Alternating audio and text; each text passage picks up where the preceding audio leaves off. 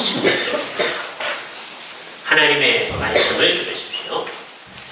내가 이를 때까지 읽는 것과 권하는 것과 가르치는 것에 창념하라. 내 속에 있는 은사 곧 장로에 비해서 안수받을 때 예언으로 말미암아 받은 것을 조심 없이 말며 이 모든 일에 전심전력하여 너의 진보를 모든 사람에게 나타내게 하라. 내가 내 자신과 가르침을 삼가 이 일을 계속하라. 이것을 행함으로 내 자신과 내게 듣는 자를 구원하리라. 주께서 이 말씀을 사용하셔서 필요한 은혜를 베풀어 주기를 원합니다. 네, 오늘은 우리가 종교개혁 기념 강좌 우리의 두 번째 날 맞았습니다. 지난번에 제1치리서에 대해서 이제 공부를 했는데요. 그걸 몰라도 상관은 없습니다. 제2치리서로 가는데 연대적으로 따지면 1560년이 제1치리서가 있게 되어집니다. 그러니까 스코틀랜드에서 종교개혁이 이제 제대로 나타나기 시작합니다. 그리고 지금 오늘 우리가 얘기하려고 하는 제2치리서는 1578년이에요. 그러니까 18년 뒤의 상황입니다. 그러니까 18년 동안 교회가 조금 성숙했다고 생각해서 좀 구체적으로 어떤 것들을 이제 고쳐나가는 일을 하게 됩니다. 마음속으로 그거를 생각하시면 돼요. 1560년을 마음속에 하나 이렇게 넣어 놓으시고요. 1578년 그렇게 이제 생각해 보시면 됩니다. 우리가 종교개혁 얘기는 1517년서부터 이제 생각을 하는 거예요. 물론 1517년 루터가 그 비텐베르크 성체교회 95개 조정을 붙였을 때는 아직 뭐 종교개혁할 마음도 없었고요. 종교개혁이 일어난 것도 아닙니다. 1520년쯤 됐을 때 루터 자신이 굉장히 종교개혁적이 된 거죠. 그러니까 정확하게는 한 1520년서부터 생각해야 됩니다. 물론 이제 1518년 하이델베르크에 가서 루터가 이제 논쟁을 하고 할 때 그때 이제 종교개혁적 마음들이 나타나는 거죠. 그래서 이제 하이델베르크 가면 그 대학의 그 본부 건물이 있는 데 있는데요. 거기 가면 대학 본부 건물이 이쪽에 있고 저쪽에도 본부 건물이 있는데 중간쯤에 거기 이제 큰 광장이 하나 있습니다. 그 광장이 있는데 자전거 이렇게 묶어놓고 하는 때 중간쯤에 이렇게 동판으로 꽤 크게 그러니까 어떤 사람들은 이게 마치 우리의 하수도 관 그 비슷하게 이제 보이긴 한데 정말 크게 여기가 루터가 하이델베르크 논쟁을 했던 장소다 이렇게 해놨거든요. 지난번에 저희 독일에 갔을 때 안내하시는 분이 그걸 막 찾는데 못 찾아가지고 근데 나중에 우리가 거기 가서 찾았어요. 거기 보니까 거기 써있더라고요. 그죠?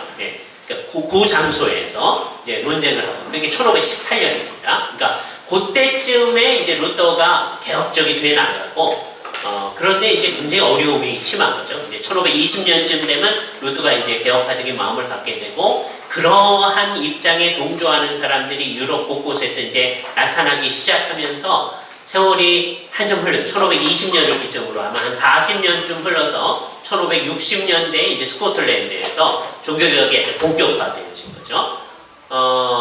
중요한 건 뭐냐면 그때 우리하고의 다른 점은 뭐냐면 이 사람들은 종교개혁을 할 때 한 교회를 개혁하는 것 정도가 아니었다는 거예요. 스코틀랜드에 있는 모든 교회를 개혁하는 겁니다. 이게 우리하고 다른 겁니다. 그죠? 지금 우리 서청원 목사님이 연대 그런 얘기를 하셨는데 그 의식이 그런 것과 관련되어지는 거죠. 우리는 아주 연약해져서 다른 거에 이제 간섭을 어떻게 하기도 어렵고 아무도 뭐 얘기를 안 듣고 하니까 뭐 우리나 잘하자 이렇게 생각하게 되면 쉽잖아요. 그러니까 개혁자들하고 우리와의 차이점은 그겁니다. 개혁자들은 특히 이제 스코틀랜드 같은 경우에는 나라 전체를 어떻게 바꾸느냐, 그러니까 교회를 바꾸는 게 나라를 바꾸는 것이었어요. 왕은 계속해서 전 악사하고 이제 싸웠던 왕은 이제 메리인데요. 이 사람은 계속해서 천주교회가 스코틀랜드 안에 있기를 원하는 겁니다. 옛날서부터 천주교회에 있어 온 거예요. 그죠? 근데 그걸 어떻게 성경이 말하는 교회로 바꾸는가 하는 게 심각한 문제입니다. 예를 들어서 오늘 이제 직임 문제를 좀 할 텐데 그게 여기서 나타나는 거죠. 성경에 의하면 지금 우리가 4장을 봤는데요. 3장 앞부분을 한번 가보세요. 3장 앞부분을 보면 미쁘다 이 말이요 사람이 감독의 직분을 얻으려 하면 이렇게 얘기합니다. 감독이라는 얘기를 해요. 근데 감독을 디도서에 보면 장로하고 동일하게 얘기를 하고 있거든요. 그래서 이제 성경을 보는 사람들은 누구든지 감독은 장로다 그런 생각을 하는 거예요. 그리고 장로는 어떻게 되어 있느냐? 예를 들어서 이제 디모데 같은 경우에 아까 읽었던 부분인 겁니다. 14절, 4장 14절이죠. 내 속에 있는 은사, 곧 장로의 회에서 안수받을 때 예언으로 말미암아 받은 것을 조심 없이 말며, 그래서 장로의 회, 이거 나중에 강조할 건데, 장로의 회라고 하는 게 있고, 장로들의 모임이죠. 그 장로의 회에서 디모데를 이렇게 장로로 임직을 시키는 거죠. 근데 그 장로가 어떻게 되어 있느냐? 디모데전서 읽다 보면 두 종류의 장로가 있다는 걸 알게 됩니다. 5장 17절 한번 보세요. 잘 다스리는 장로들을 대나 존경할 자로 알되 말씀과 가르침에 수고하는 이들을 더할 것이니라. 이 말에 좀 주의해야 되는데, 장로들 가운데 잘 다스리는 장로가 있고 잘 못 다스리는 장로가 있는데, 잘 못 다스리는 장로는 그냥 존경하고 잘 다스리는 장로는 2배 존경하고, 그 얘기가 아닙니다. 잘 다스리는 장로를 한 말은 장로는 워낙 하는 일이 잘 다스리는 거다 그런 거죠. 그죠? 그래서 장로님들은 배나 존경해야 되는데, 이때 배라고 하는 것은 그 앞부분에 나타나는 과부들을 얘기하는 거예요. 과부들을 존경하라, 존대하라 라고 그 앞부분에 얘기하고 있어요. 그런 사람, 예를 들어서 5장 3절에 보면 참 과부인 과부를 경배하라. 참 과부가 있고 가짜 과부가 있나? 그렇게 이야기할 텐데, 여기서 참 과부라고 하는 것은 여기서 이제 교회 안에서 어린 사람들을 잘 돌보면서 있는, 나 혼자 살게 되는 사람들, 그 사람들은 이 고대 사회에서는 경제적인 유익을 남편이 없으면 얻을 수가 없잖아요. 그럴 때 그 사람들은 교회에서 생활을 지지해줘야 된다. 그렇죠? 그런데 그들보다도 누구를 잘 더 돌봐줘야 되느냐면 잘 다스리는 장로들을 그래야 된다. 근데 그 다음에 하는 말씀이 말씀과 가르침에 수고하는 이들을 더해야 된다라고 얘기하고 있어요. 그때 바울이 이렇게 썼을 때 이 편지를 받는 사람들이 잘 다스리는 장로는 뭔가요? 그런 사람 아무도 없었고, 왜냐하면 자기들 안에 장로가 있었기 때문에, 또 장로들 가운데서 그 잘 다스리면서 동시에 말씀과 가르침에 수고하는 사람들이 있었죠. 그래서 장로가 두 종류로 이때쯤 되면 분화했구나 하는 걸 알 수 있어요. 사도행전에 보면 그냥 장로라고만 나와요. 사도행전은 쭉 장로만 나오고, 그런데 이 디모데서에서 장로가 두 종류가 있다는 것을 우리가 알게 되어집니다. 그래서 이 두 장로 모두 어떻게 하느냐? 장로에 회해서 임직을 했구나 하는 걸 알게 되죠. 신약교회는 그렇게 되어졌던 것이죠. 근데 한 3세기, 2세기 말서부터 벌써 그런 조짐이 일어나는데요. 교회가 점점 이상해지기 시작합니다. 그래서 이제 종교개혁 시대 바로 전야에 가면 커다란 예배당들을 다 세워놨고, 유럽 전역에 커다란 예배당들 다 세워놓고, 그 예배당 세우는 것이 자기들의 굉장히 중요한 일이었고요. 열심을 다해서, 정성을 다해서 한 겁니다. 근데 그 예배당에 가보면 장로님들이 계신데, 그 장로님들한테 다 뭐라 그러냐면 영적인 아버지, 신부님 그렇게 합니다. 그리고 그분을 제사장이라고 생각을 하고, 그분이 이제 주제를 해가지고서는 날마다 제사를 드려요. 주일에는 더 제사. 그래서 주일날에는 커다란 제사를 드리고 매일매일마다 제사가 있게 됩니다. 아침에도 아침 기도하면서 제사하고요. 그다음에 저녁에도 하고 매일. 그래서 성도들도 가서 이제 같이 참여를 할 수가 있어요. 그렇게 되어지고요. 열심히 모입니다. 사람들이 열심히 모여서 이제 길을 가다가도 예배당 근처 지나갈 때 되면 와서 이제 기도도 하고 가고 다 열심을 내는 거예요. 근데 성경이 얘기하는 모습하고는 다른 이제 모습이 있다는 거죠. 그죠? 그러니까 각 교회들마다 장로가 있는데 장로가 제사장이고, 집사가 성경에 보니까 있는데, 집사가 천주교에도 있긴 있는데 누가 집사냐 하면 그 사제가 되기 전에 잠깐 1년 내지 2년 동안 우리나라에서는 부제라고 하는데요. 지금 천주교에 가면 그렇게 합니다. 부제 잠깐이에요. 그런 다음에 사제가 돼요. 근데 그 부제를 영어로 말하면 디콘입니다. 그게 집사예요. 집사와 장로가 있긴 있는데 그걸 전부 다 소위 성직자들이 다 가지고 일반 성도들, 그게 좋은 말은 아닙니다만은 다른 말보다는 좋은 말입니다. 일반 성도들은 평신도라고 천주교에서 얘기를 한 거죠. 예. 그래서 우리는 평신도란 말을 안 써야 되죠. 될 수 있는 대로. 어떤 사람은 성직자고 우리는 평신도고, 이게 잘못된 이제 구조니까 이제 천주교에서 그렇게 만드는 거예요. 그 구조를 다 그렇게 가지고 있어요. 그리고 각 교회들마다 그렇게 이제 집사가 있고 장로가 있고, 우리 모두는 그냥 가르침을 받는 평신도로 있고요. 그런 다음에 큰 도시에 가면 거기 주교좌가 있습니다. 주교좌. 그래서 거기에 주교 또는 감독이 있어요. 이게 그런 데 있는 성당은 아주 큰 성당이죠. 그래서 대성당이라고 합니다. 12세기, 13세기 뭐 이때는 정말 대성당의 시대죠. 사람들이 열심히 그 대성당을 짓기 위해서 힘과 노력을 다. 그런 데는 이제 아주 보통 그 신부님보다 훨씬 뛰어나신 분이 거기 딱 계시고 뭐 그런 거죠. 이런 구조 속에 뭐 다른 데도 그렇고 스코틀랜드도 다 그러고 있는 겁니다. 자, 그럴 때 성경에 비추어 봤을 때 이게 성경이 가르치는 교회가 아니에요. 왜냐하면 맨 처음에 교회는 어떻게 되어 있느냐 하면 각 교회마다 말씀과 가르침에 수고하는 장로, 즉 목사가 있고, 그 다음에 성도들 가운데 장로가 있다. 이게 성경에 있잖아요. 그렇게 하고 또 성도들 가운데 집사가 있어야 된다는 게 성경에 있는 거니까 그 말씀에 비춰 봤을 때 한 지난 1000몇백 년 동안 우리가 가져왔던 교회가 이게 잘못된 구조를 가지고 있구나 하는 것을 발견하게 된 거죠.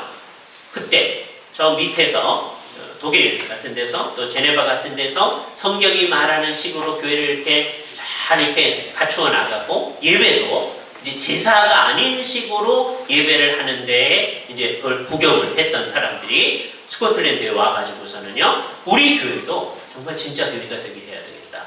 그럴 때 자기가 속해 있는 그 교회만 진짜 교회가 되게 해서, 그건 힘이 없죠. 왜냐하면 주교가 다 이렇게 해가지고 당신 뭐냐 나가라면 안 되니까 스코틀랜드 전체에 있는 교회를 전부 다 바꾸려는 노력을 합니다. 신앙 고백서를 새롭게 해내고, 그것이 우리가 얼마 전에 몇 년 전에 선정했던 스코틀랜드 신앙 고백서예요. 이게 1560년입니다. 그때 제172서를 해가지고, 172서 내용은 뭐냐면 교회 전체의 예배를 어떻게 바꿀 건가, 교회 전체의 직분을 어떻게 바꿀 건가, 뭐 그렇게 해냈던 겁니다. 그리고서 한 17년, 18년이 지난 거예요. 이제 낙스는 이제 죽고, 그 다음에 이 일을 감당한 사람이 멜빌이라는 사람입니다. 오늘 저녁에 이런 마음속에 안드루 멜빌을 딱 생각하는 거예요. 우리는 이제 미국식 영어에 이제 익숙해서 앤드류 그렇게 얘기하죠. 스코틀랜드 얘기를 하는 거니까 이 스코틀랜드 사람들, 영국 사람들이 전부 다가 그러지만 스코틀랜드는 좀 더 그게 강하니까 영어의 A자 발음을 정말 R로 발음합니다. 이게 이제 미국 영어에서는 그걸 에로 발음, 애플 그러잖아요. 네? 영국 사람들은 아플 그죠? 네.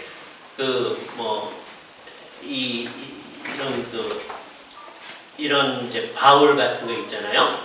그거를 베이스 그러거든요. 네, 바스 그래요. 네. 그러니까 전부 다 R로 발음합니다. 그러니까 이제 그걸 따라서 이제 스코틀랜드 사람이니까 안드류 멜빌, 오늘 마음속에 그 사람 이름을 딱 생각을 해보시는 거예요. 존 낙스는 이제 몇 번 들었기 때문에 이제 알았을 테니까요. 마음속에 오늘은 안드류 멜빌을 생각하시면 좋습니다. 이 사람은 워낙 굉장히 뛰어난 사람이었던 것 같아요. 물론 생활 자체가 그렇게 평탄했던 건 아니에요. 아버지가 굉장히 일찍 전쟁 가운데서 사망을 합니다. 자기 형이 막 이제 키워져요.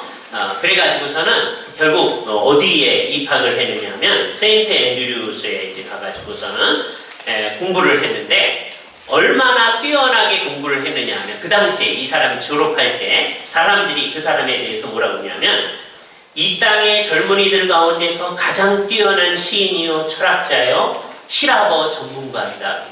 대학을 졸업하는 학생한테 이렇게 얘기해 준다고 하면 굉장히 뛰어난 거죠. 그렇죠? 그래서 이제 대학을 이제 세인트 앤드류스에서 나온 다음에 이 사람이 19살 됐을 때 불란서로 갑니다. 그래서 파리 대학교에서 세머라고 하는 것은 어떤 거냐면 히브리어, 그다음에 예수님이 얘기하시던 아람어, 그다음에 뭐 우가리, 뭐 시리아어 뭐 이런 겁니다. 그런 것들을 이제 열심히 배우고 왜냐하면 성경을 더 잘 알기 위해서 여러 언어들을 더 많이 이제 공부를 하게 됩니다. 그리고서는 그 당시에 만났던 이제 두 사람이 있는데 뭐 여러분이 꼭 기억할 사람은 아닙니다만은 피터 라모스라는 사람이 있어요. 이 라모스라는 사람은 뭐로 유명하냐면 모든 것을 딱 두 개로 나누어서 딱 보는 거로 유명합니다. 라모스의 논리 그런 게 아주 유명해요. 뭘 얘기할 때 둘로 나눠서 딱 얘기하는 거예요.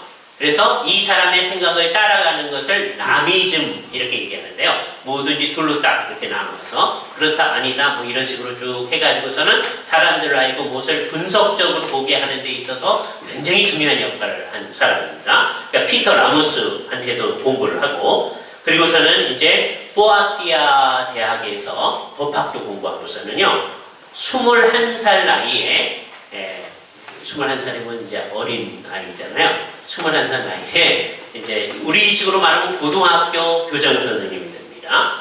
컬리지 오브 세인트 마르세온이라고 하는 학교의 교장 선생님으로 학생들을 가르치게 돼요. 그렇죠? 그러면서 조금 있다가는 제네바로 갔을 때 제네바에 교수로 가게 됩니다. 그래서 그 당시에 베자라고 하는 사람이 거기서 이제 가르치고 있었는데 베자가 이 사람을 이제 영접을 해가지고 제네바에서 어느 정도 있다가 이제 스코틀랜드 오게 되어져요. 그래서 1574년에 스코틀랜드로 오는데 지금 우리가 지금 강조해서 얘기하는 게 1578년이잖아요. 그러니까 4년을 남겨놓고 옵니다. 그래서 이 사람이 무슨 일을 하느냐 하면 이 스코틀랜드에서 비교적 늦게 세워진 학교가 글라스고우 대학인데 글라스고우 대학을 새롭게 하는 일에 있어서 굉장히 중요한 역할을 하게 됩니다. 그래서 그렇게 전체적인 일을 하는 사람을 프린시팔이라고 하는데 학장이라고 번역을 해봅시다. 그 사람이 정말 그 전까지는 대학 그러면 천주교 신부님 이제 만드는 데였는데요. 그 대학을 개혁을 하는 거죠. 대학을 개혁하니까 신부님을 만드는 게 아니고 정말 하나님의 말씀을 잘 가르칠 수 있는 사람을 만드는 그게 한 부분이고요. 앞으로 사회의 지도자가 될 사람들을 만드는 일, 대학 이름을 하는 겁니다. 그런데 그것을 정말 성경적인 개혁파적인 입장에서 개혁하는 일에 굉장히 중요한 역할. 한 해 동안 그렇게 유명하게 했습니다. 그러고 나니까 저쪽 위에 아버딘이라는 대학이 있는데요. 아버딘에서 우리한테도 와서 좀 해주십시오. 그래서 아버딘에 가가지고 또 학자를 해서 그 학교를 개혁하는 역할을 하게 됩니다. 1575년도에요. 그리고 1577년도에 아마 제2치리서 오늘 우리가 자세하게 생각해 보려고 하는 제2치리서를 이제 만들어 가지고 78년도 총회에서 그것을 이제 받아들이는데 그때가 이분이 총회의 의장을 하셨습니다. 총회의 의장은 총회 때 사회를 하는 일이에요. 스코틀랜드 교회의 전체의 대표자들이 모여가지고 이제 사회를 해서 교회 전체를 새롭게 하는 일을 하는 거죠. 그래서 이분이 주로 앞장이 서가지고 만들어낸 제2치리서를 이제 받아들이게 되어집니다. 그 내용을 이제 이번에 살펴보는 거예요. 1560년도부터 시작되어진 이 스코틀랜드의 개혁이 어떻게 되는가 하는 것들을 생각해 볼 때 이게 이제 몇 항으로 나뉘어져 있습니다. 그 내용을 한번 잘 알아들어보죠. 제1장은 뭐에 대해서 얘기를 하느냐 하면 교회에 대해서 얘기를 합니다. 그런데 여기 아주 멋있는 말이 있어요. 제1장에 3쪽을 보시면 됩니다. 겁니다. 하나님의 교회는 일반적으로 예수 그리스도의 복음을 고백하는 모든 사람들로 여겨집니다. 여기 아주 멋있는 게 뭐냐면요. 우선 멋있지 않은 거는 거기 Church of God 그런 말이 있잖아요. 하나님의 교회. 영어로 처치 그러죠, 교회를. 근데 스코틀랜드에서는 Church 그럽니다. 그게 교회란 말이에요. 그죠? 그게 이제 독일어의 게르크하고 연결이 되는 거죠. 이게 다 연결이 되어 있는 말입니다. 그런데 우리나라에서 하나님의 교회 그런 교회가 있잖아요. 그 이단이거든요. 하나님 어머니 찾는 데입니다. 그런데 그 사람들이 그런 말을 쓰기 때문에 이 말을 우리가 못 써. 이게 중요한 말이거든요. 우리가 하나님의 교회가요. 우리 교회 이단인가? 그렇게 생각하지 마시고. 그래서 이상한 사람들이 그 이상한 말들을 가지고 가서 우리가 그 말을 못 쓰게 됐어요. 그런데 교회는 어떻게 된 거냐? 예수 그리스도를 참으로 믿는, 예수 그리스도의 복음을 고백하는 사람들을 얘기하는 거다. 교회는 사람이다 라는 얘기를 성경을 따라서 아주 분명히 얘기합니다. 그죠? 이 교회가 이제 다른 말로도 쓰여져요. 그런데 흥미로운 것은 두 번째 이렇게 얘기합니다. 그 바로 다음에 그래서 교회는 오직 경건한 자들의 집단과 그런 자들만의 교제가 아니고 외적으로는 참된 종교를 고백하는 위선자들도 포함하고 있는 공동체이다. 여기서 아주 중요한 얘기가 나타나는데 우리는 순수한 교회를 지향하지만 이 땅에 있는 교회는 아주 그 순수하지 않은 사람은 다 없애버리고 있는 그런 데는 아니다. 라고 외적으로만 고백하는 위선자들도 교회 가운데는 언제나 있다. 이건 사실은 어거스틴에게서 온 전통인데요. 그래서 우리가 복합적인 공동체라고 얘기합니다. Mixed Community. 이거에 반해서 교회는 순수한 사람들만 이루어져야 된다. 그렇게 주장하는 사람이 있어요. 그게 이제 도나티스트라는 사람들입니다. 이 사람들은 우리처럼 다 믿는 사람들인데 너무 순수해서 순수하지 않은 사람들은 안 된다. 그러는 거예요. 네, 현실적으로 이 세상에 있는 교회는 언제든지 이 두 종류의 사람들이 같이 있는 것이다. 라고 하는 것을 분명히 얘기합니다. 그죠? 그러나 그 뒤에, 맨 밑에 줄로 가서요. 그러나 그 바로 뒤에 때로는 교회가 경건한 자들로 선택되지 자들만으로 언급되기도 한다. 라고 말하고 있는데 여기서 처음에 교회를 눈에 보이지 않는 교회와 눈에 보이는 교회로 나누고 있음이 여기 분명히 드러납니다. 그러니까 정말 선택받은 사람들, 창세로부터 예수님이 다시 오실 때까지의 선택받은 사람들 전체, 그거를 우리는 눈에 보이지 않는 교회예요. 그 교회는 반드시 이 세상 가운데서 눈에 보이는 교회로 나타나야 됩니다. 근데 그러니까 워낙은 이게 선택된 사람들이죠. 근데 거기에는 늘 선택되지 않은 사람들도 같이 끼어 있을 수 있다. 그때 우리 마음속에는 그러면 그런 것은 갈라지니까 없앨까요? 그럴 때 주께서 하시는 말씀 그만두어라. 그러다가 알고까지 뽑을까봐 고민한다 하셨던 말씀을 우리가 생각해야 되는 거죠. 교회 공동체는 항상 두 종류의 사람들이 같이 있다. 이게 우리로 하여금 정신을 차려야 될 것을 생각하게 하는 거예요. 교회 공동체에 속해 있다고 해서 우리가 구원받은 사람이라고 생각하지 못한다. 교회 공동체에 있으면서 정말 주님을 믿어야 된다. 그러니까 어떤 사람이 교회 공동체 안에 있으면서 나중에 구원을 받지 못한다면 그 얼마나 안타까운 상황이 나타나겠어요. 그죠? 그 다음에 뭐라고 얘기하냐면 이게 세 번째 중요한 의미인데요. 그러나 그 뒤에 때로는 진리를 고백하는 회중 가운데서 영적인 치리를 행사하는 것에 대해서 교회라고 하기도 한다. 여기서 세 개에 대해서 얘기가 나왔어요. 교회는 예수 그리스도에 대한 복음을 고백하는 사람들 전체 얘기했어요. 그러나 그 중에 때때로는 복음을 고백하긴 하는데 정말 예수를 안 믿는 외식자들도 있을 수 있다는 것을 얘기한 다음에 그러나 어떤 때는 선택된 사람들만을 교회라고 하기도 한다. 그렇게 얘기했고 세 번째는 영적 치리를 행하는 그 기관을 교회라고 한다. 이건 뭐과 연관해서 생각해 보시면 좋으냐면요. 마태복음 18장에 보면 예수님께서 너희들 가운데 누가 죄를 범하는 사람이 있느냐? 그러면 너희가 가서 얘기하고 그 사람이 잘 안 들으면 두세 사람이 가서 얘기한 다음에 그것도 안 들으면 교회에 말하고 그렇게 얘기하는데 그 교회에 말한다고 하는 게 교회 예배 시간에 이 사람 죄 범했 때 얘기하는 것 같지는 않잖아요. 그래서 그때의 교회가 뭘 것인가? 아, 여기서 말하는 영적 치리를 행하는 기관이구나 하는 것을 알 수 있습니다. 그러니까 이거는 교회의 대표자들로서 교회의 치리를 행하는 사람들, 그것을 교회라고 얘기도 한다라고 하는 것을 알 수 있어요. 그래서 이 세 번째 의미의 교회는 하나님께서 부여해 주신 특정한 권세를 가지고 있어서 그 권세에 따라서 전체 교회를 위로로 위하여 사용하는 정당한 통치권을 사용한다고 말하고 있어요. 이게 뭔지 애매할까봐 다시 구현을 하고 있는데, 교회적 권세는 중보자이신 예수 그리스도를 통하여 성부께서 그 모여진 그의 교회에 주신 권위인데, 이는 하나님 말씀의 근거를 가지는 것이다 라고 얘기합니다. 이때 그 권위는 기본적으로 하나님이 주신 건데, 하나님께서 교회 안에서 치리를 행하는 사람에게 주신 것이다 라고 얘기합니다. 그래서 교회라는 말의 삼중적 용례가 여기 잘 나타나고 있습니다. 그런데 여기서는 흥미로운 게, 나중에는 이제 건물을 가르쳐서 이 교회라는 말도 쓰긴 쓰거든요. 왜냐하면 이 깨르크라는 말, 이게 전부 다 어디서 온 말이냐면 큐리아콘이라는 데서 왔는데요.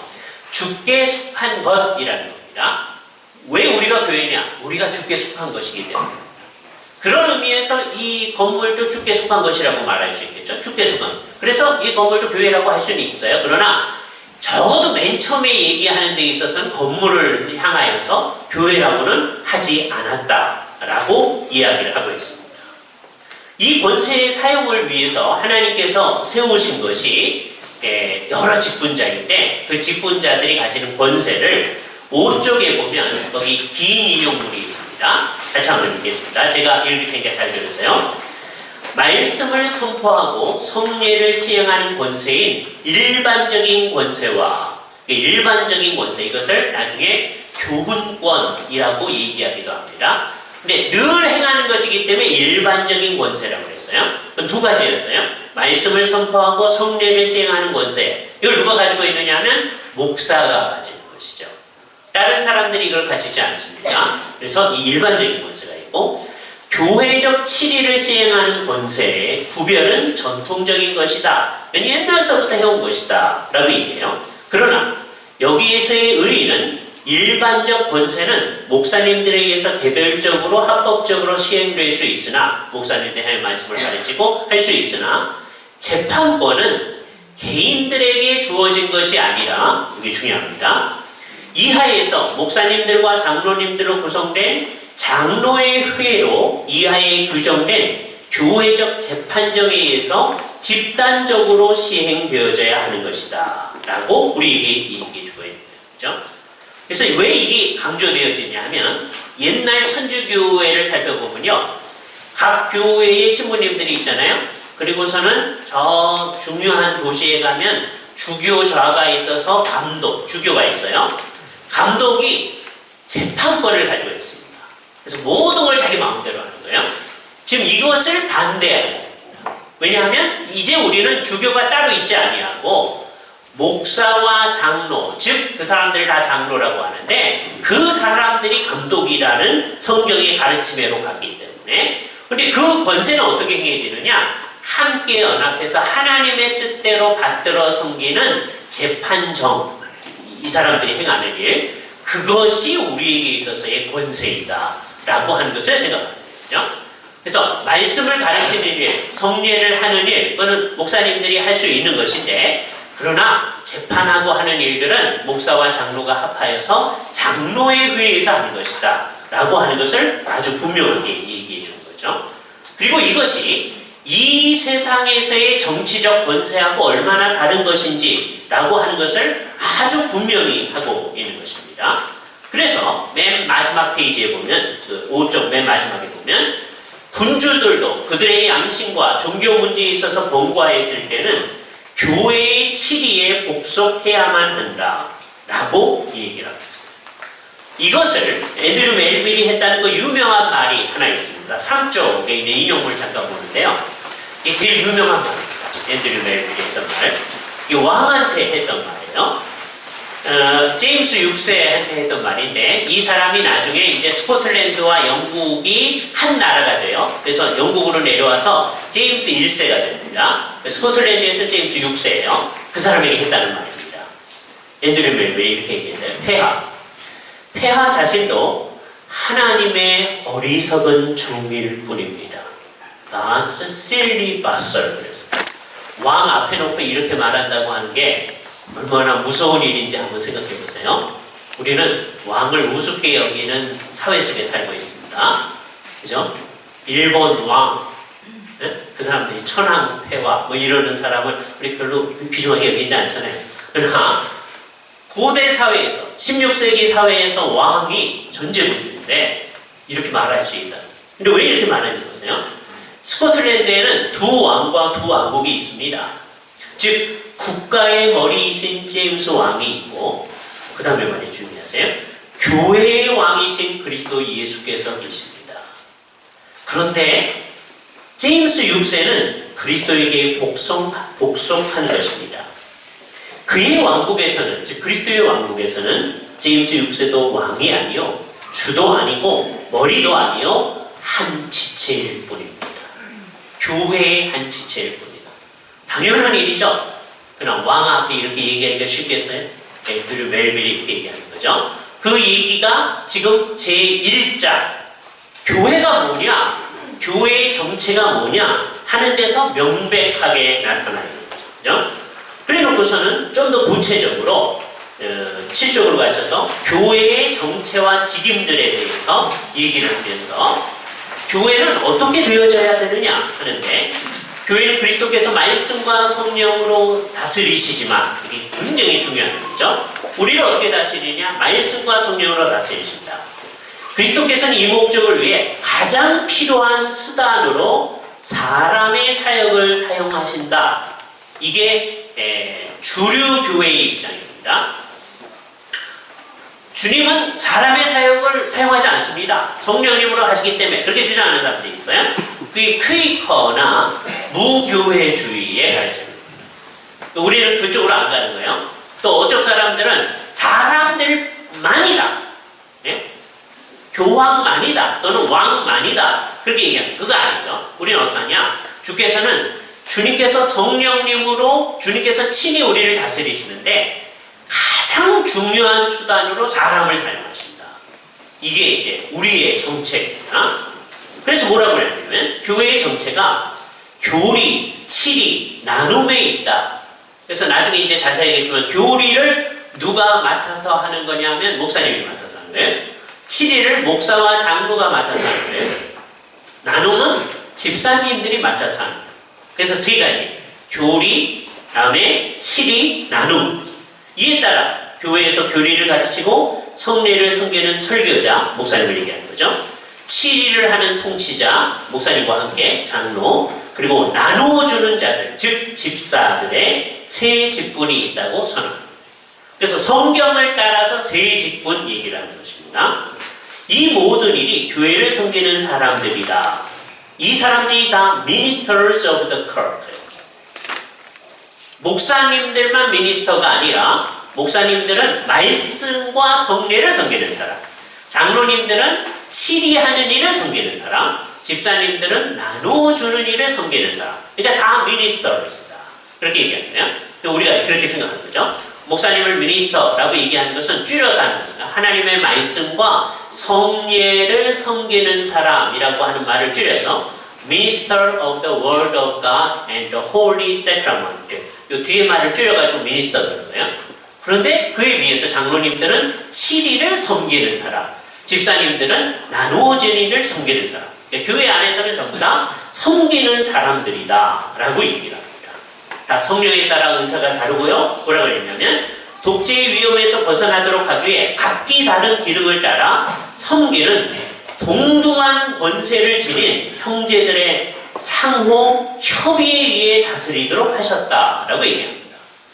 그래서 교회 공동체는 같이 의논해서 주님이 원하는 뜻을 실현하도록 한 거죠. 여기서 우리가 무교회주의가 아니라고 하는 게 분명히 드러나는 거예요. 주님께서 이런 직제를 세우신 것이다. 아주 명확하게 세우신 겁니다. 신약 시대에는 아주 비상한 직임이 있었는데 그게 사도들과 복음을 전하는 자들, 선지자들이다. 그런데 교회 공동체 안에서는 이제 그런 것이 없어졌다.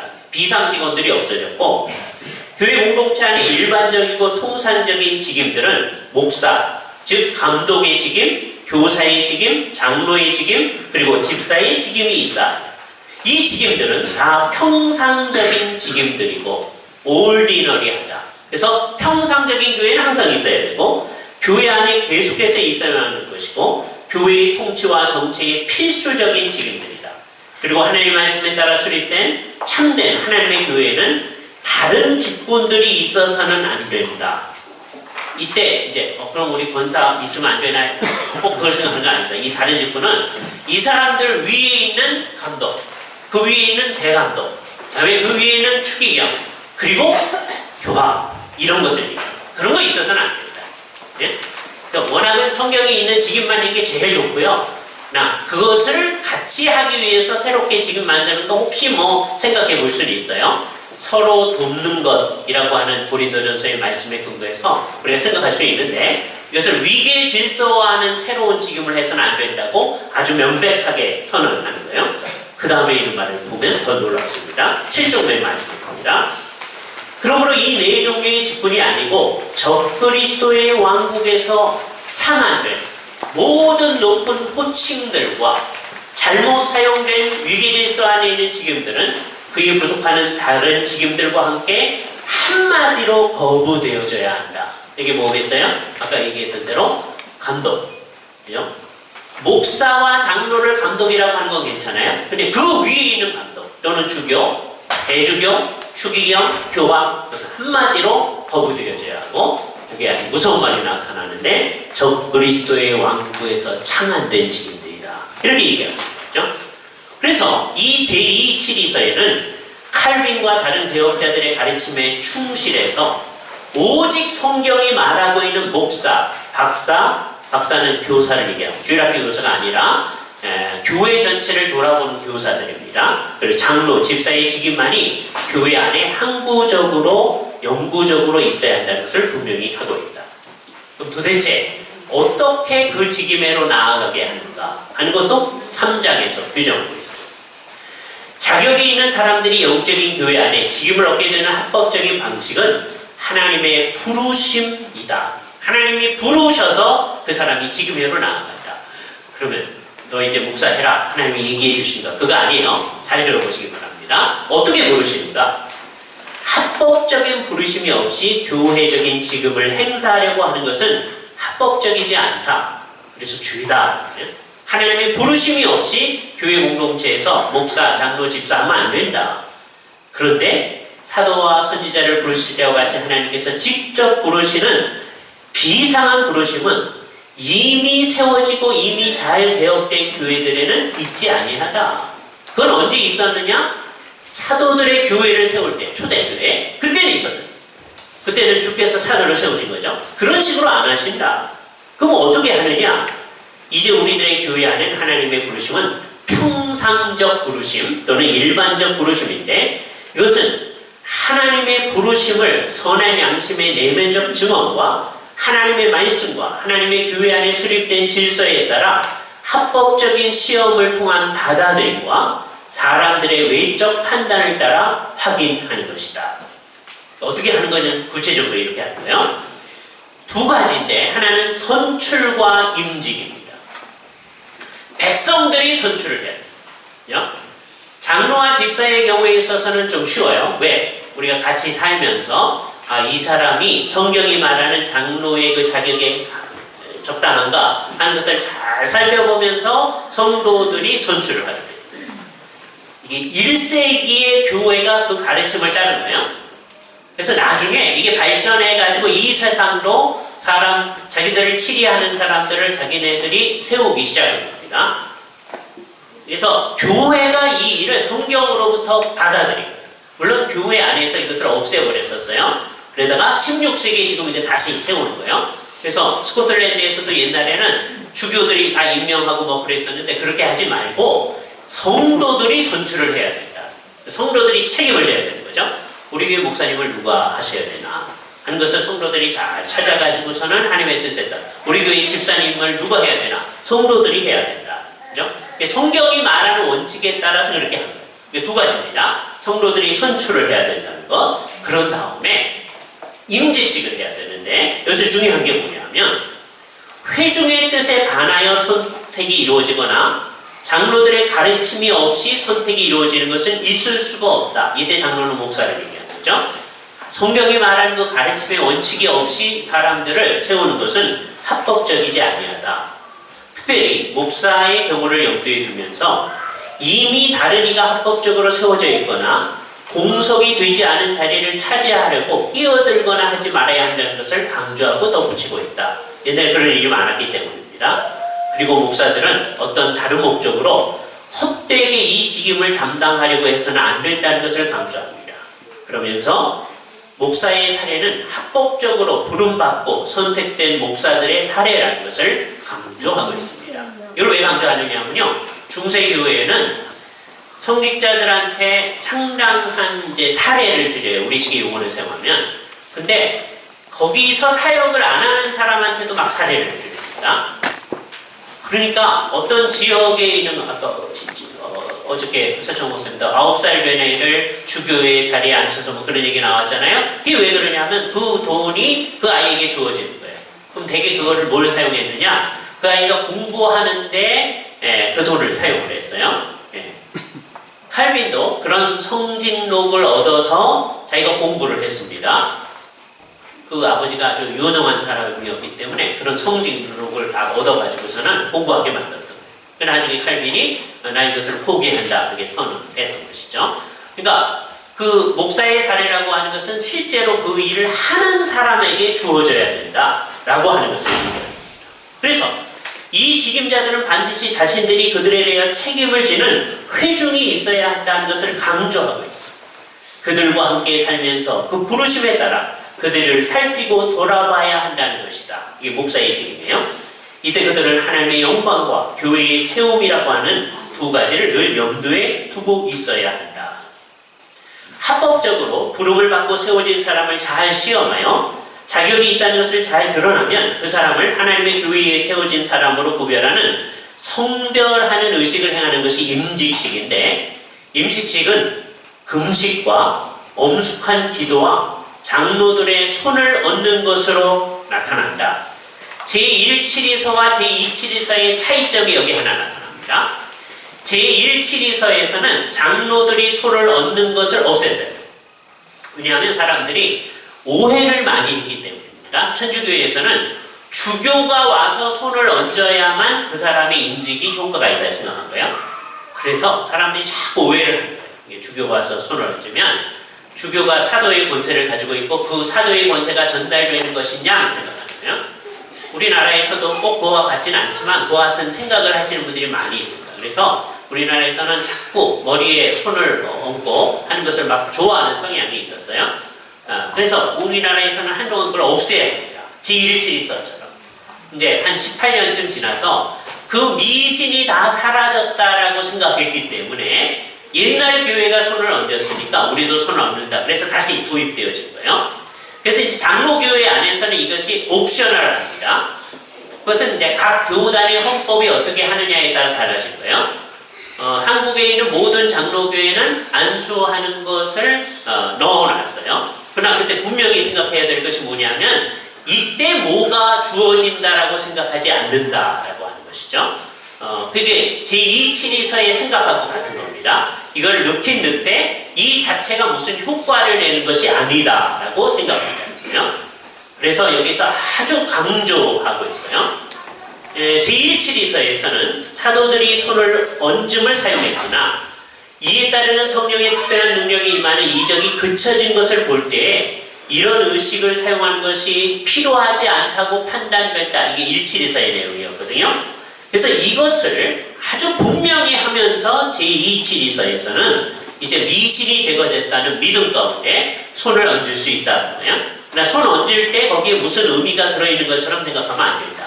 그죠? 이 사람이 이 이래로 따로 구별되어 있음을 표하는 표시인 것입니다. 그걸 우리가 안수라고 얘기하는 것이죠. 목사직에 대해서는 이거는 그냥 읽어가기로 하고요. 그 밑에 교회 박사, 그 가운데서 뭐를 생각을 하려고 하냐면 뒤에 맨 밑으로 가셔서 박사라는 이름으로 우리들은 유대인들과 그리스도인들 사이에서 심지어 이교 나라들에서도 잘 유지되어 온 학교들과 대학들에서의 직임자들을 뜻하기도 한다. 즉 대학의 교수님들을 뜻한다는 거예요. 교회의 박사는 장로이므로 교회를 다스리는 일에 있어서 목사를 보좌해야만 하며 모든 회의치들의 형제된 다른 장로들과 협의를 해야만 하니 교회의 문제에 있어서 유일한 판단자인 말씀의 해석이 그들의 직무에 맡겨져 있기 때문이다. 그래서 이때의 박사들은 말씀을 해석하는 사람들이다. 그죠? 그 일을 전문적으로 해서 우리식으로 말하면 신학교 교수님들을 박사 이렇게 얘기하는 겁니다. 이때 이제 학교에 대해서 생각하고 있다는 것을 염두에 두세요. 이따가 이제 그 얘기를 다시 한번 할 겁니다. 그다음에 장로라는 말에 대해서 얘기를 하면서 11쪽으로 한번 가보세요. 이 직임도 평상적이며 교회에 항상 있어야 하는 영구적인 것이고 그런 의미의 항존직이다. 여러 번 말씀드렸지만 장로는 한번 장로가 되면 영원히 장로다 하는 의미에서의 항존직이 아닙니다. 교회 안에 이런 직분이 항상 있다는 의미의 항존직이에요. 다음에 교회에서 필수적인 것이다. 장로직도 목사의 사역과 같이 영적인 직임입니다. 장로들은 한 번 합법적으로 부름을 받고 중요한 게 이거예요. 한 번 합법적으로 부름을 받아요. 그 직임을 수행하는 데 적합한 하나님의 은사를 가지고 있으면 이 직임을 떠날 수가 없다. 스코틀랜드 장로교회의 큰 특성이 이것입니다. 이게 이제 화란 대업파 교회하고의 차이점이 여기 있어요. 화란 대업파 교회는 그저 펑셔널하게만 인정을 했습니다. 스코틀랜드 장로교회에서는 우리가 그 전통을 가지고 있는 건데 그래서 우리가 장로교회라고 하는데 한 번 장로가 되면 특별한 문제가 없는 한 이 직임을 떠날 수가 없어요. 물론 시무를 쉴 수가 있어요. 일단 장로님들이 돌아가면서 시무를 쉴 수가 있다. 회중 안에서 시무하는 장로의 수를 결정해야 된다. 한 회중 안에서 장로의 수는 제한이 없고 회중의 크기와 필요에 따라서 결정되어질 수 있다. 아주 자유롭게 몇 명 이상이 되면 어떻게 된다. 그 얘기를 안 했어요. 그건 이제 각자의 교회들이 알아서 하는 거죠. 그래서 정말 어떤 사람들이 일을 하는 그러니까 일을 실제로 하는 장로하고 쉬는 장로하고 이렇게 나뉘어져 있는 거예요. 장로들이 어떠한 사람들이 하는가는 성경의 표현, 즉 사도 바울이 제시한 규정들을 참조하려고 한다. 그게 디모데전서 3장의 말씀이죠. 그들의 직무는 그들에게 맡겨진 회중들을 사적이로나 공적으로 부지런히 돌아보는 것이다.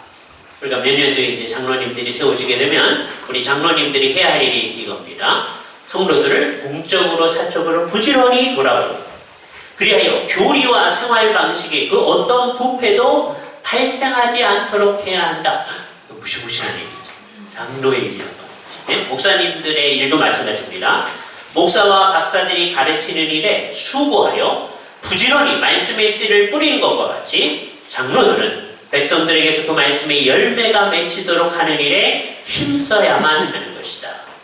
그러니까 이 일은 목사와 장로가 같이 하는 거예요. 그런데 기본적으로 장로님의 일이다. 잘 가르치는 일 목사님들이 한단 말이에요. 그 일을 맡아서 성도들이 그렇게 살아가도록 하는 일을 하는 일이 장로다. 네? 목사님들이 자기의 직무를 떠안기기 위해서 하는 얘기가 아닙니다. 그렇죠? 지금 언약교회 상황에서는 여기 있는 세 종류의 언약교회가 전부 다 아직 장로님이 없기 때문에 목사님들이 그 일을 하고 있지만 이제 나중에 제대로 되게 되면 장로님들이 이 일을 같이 하는데 주로 이 일을 합니다. 결과. 그러니까 목사님이 가르치는 말씀을 가장 잘 들어야 할 사람.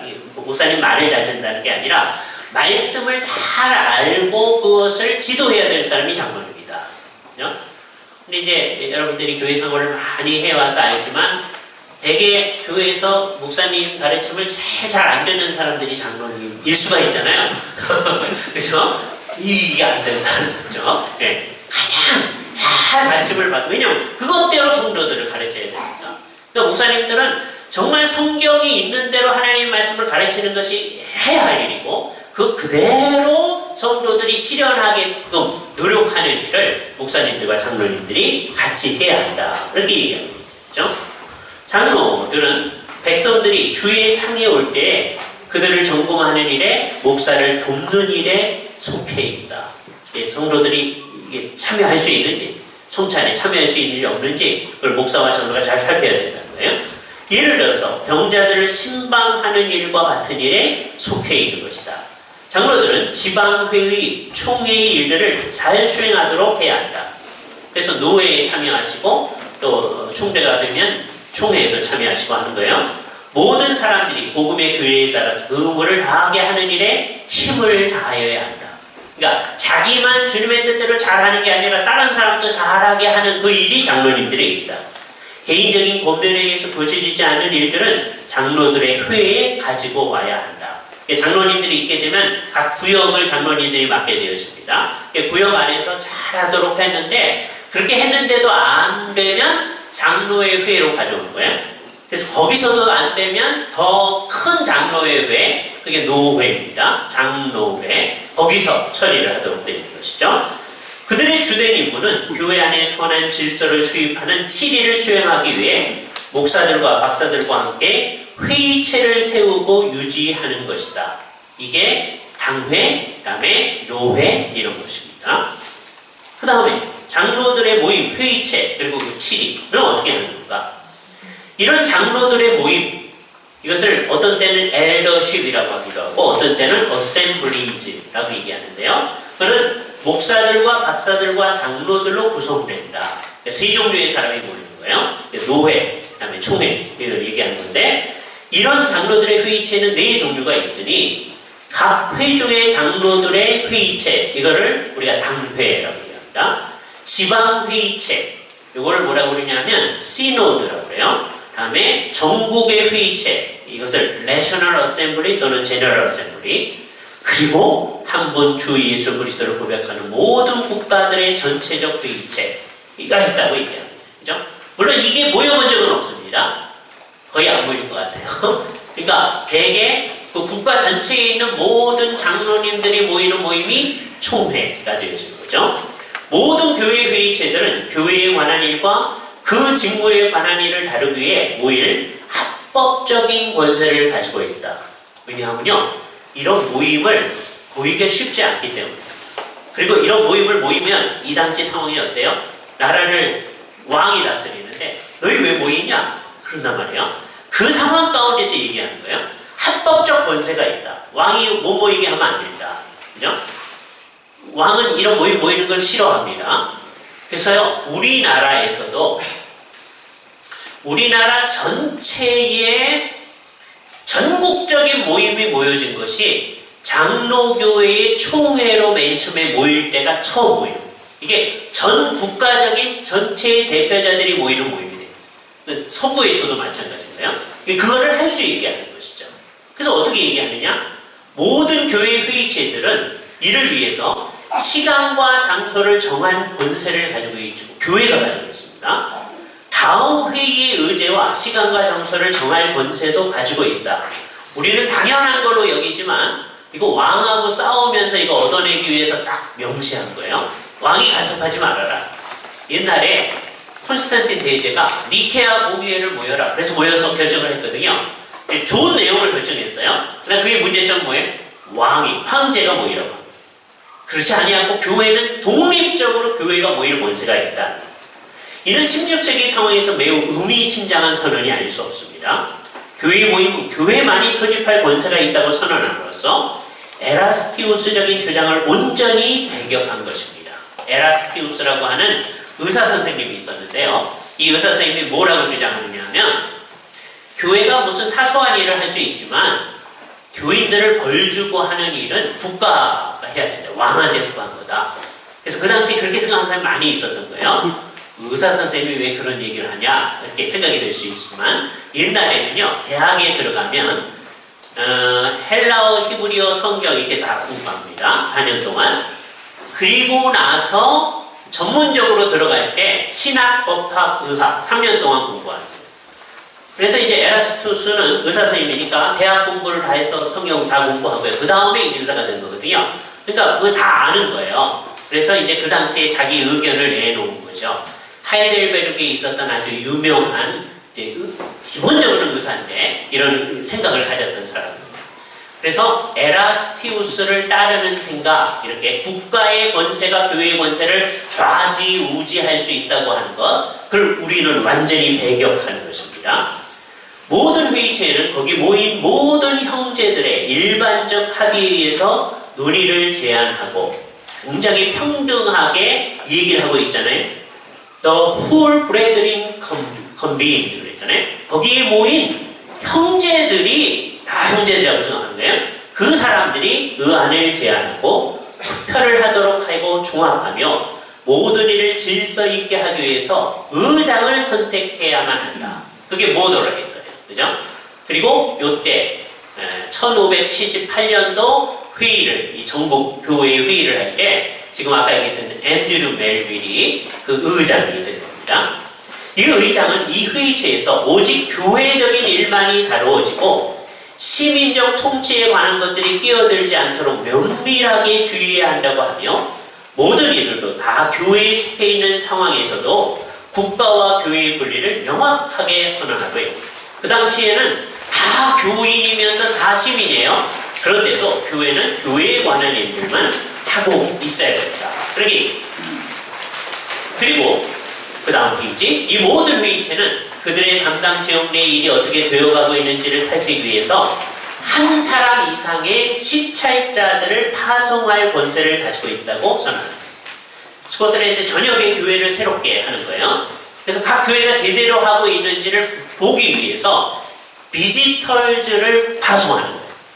이 비지털즈를 대개 교회에서는 시찰자들 이렇게 표현했어요. 요거를 이제 학교도 그렇게 하거든요. 그 학교를 그렇게 하는 것은 장학이라고 번역합니다. 학교 장학이 거기서 나온 말이에요. 네? 그래서 이게 다 교회에서 나온 겁니다. 교회가 그 교회를 새롭게 하고 학교를 새롭게 할 때 제대로 개혁해 가고 있는지 제대로 하고 있는지를 보도록 한 거예요.